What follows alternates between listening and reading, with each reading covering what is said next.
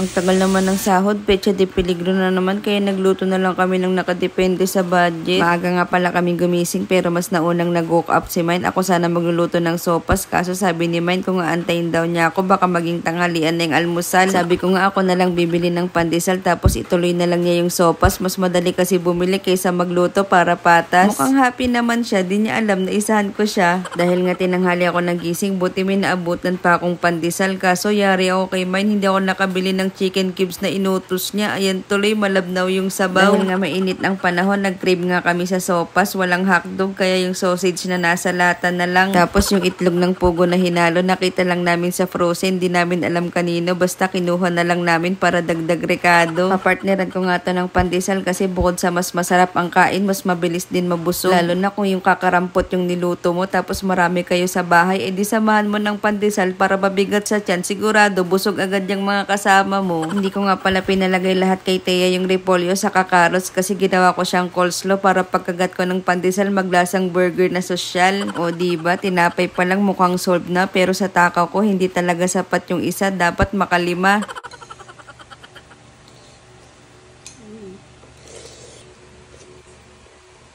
Sa sobrang gutom nga, sunod-sunod na ang subo, nakalimutan pang ihipan yung sabaw, napaso tuloy yung ngalang-ngalang. Katapos nga lang kumain, problema na naman kami ng susunod na kakainin. Wala talagang stock sa bahay, tapos sabayan mo pa na walang stock yung wallet mo. Anong feeling? Sobrang sakit, di ba? Ganito rin ba kayo mag-ano ng sayote, yung inaano nyo muna bago balatan para hindi madagta? Naghahanap nga kami ng ulam na kakasya yung 21 pesos pero sayote pa lang 19 pesos na. Syempre, kailangan pa ng karne yan para magkalasa, kaya bumili si Mine halagang 43 pesos lang. Tapos hiniwa-hiwa ko nga lang na parang giniling para hindi kami mag-aagawan mamaya sa karne pag naluto na. Naglagay nga lang ako ng konting mantika sa kasi bukod sa mahal ang mantika, masama rin ang maraming mantika. Kailan ka pa naging health conscious? Di ba nga laging tanong anong una, sibuyas o bawang? Kaya inuna ko na lang yung karne para maiba naman. Ang dami ko nang iniisip, dadagdagan ko pa ba? O dahil nauna ang karne, anong sunod? Bawang o sibuyas? Syempre sabay sila para mas mabilis kasi naiinip na ako, lalo na yung customer ko, tulala na sa gutom. Lalagay ko na nga rin tong mga sayote na tinamad, hindi man lang pantay-pantay ang hiwa, may mapayat, may mataba, may pandak pa yata. Bahala na, basta maluto sila sa asin at paminta. Dahil nga kukunti lang to, damihan ko na lang ng sabaw para magkasya sa 6 na tao. Lalagyan ko na nga lang ng kalahating pork cubes para lumasa, tapos itatago ko yung kalahati kasi gagamitin pa yan sa ibang ulam. Dadagdagan ko na nga lang ng 2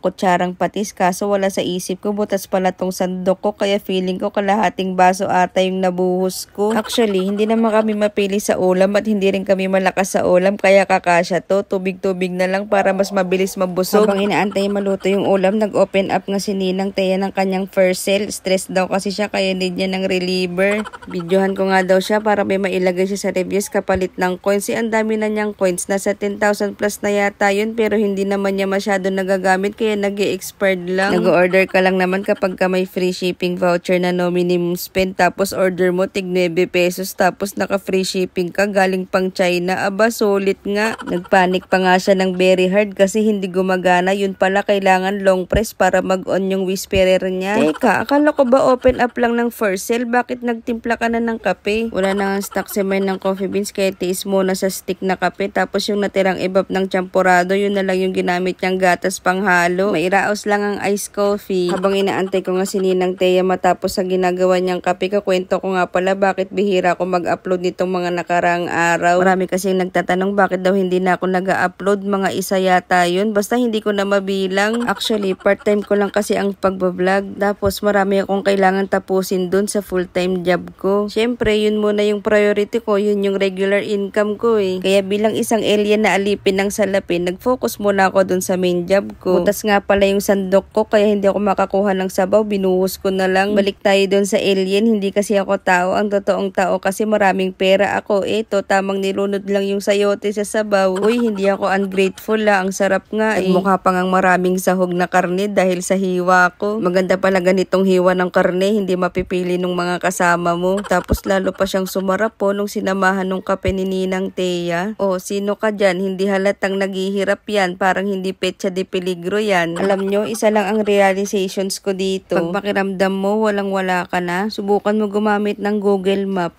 O siya, wala namang nakaka-inspire sa video na to. Maraming salamat sa lahat ng nanood. Paalam!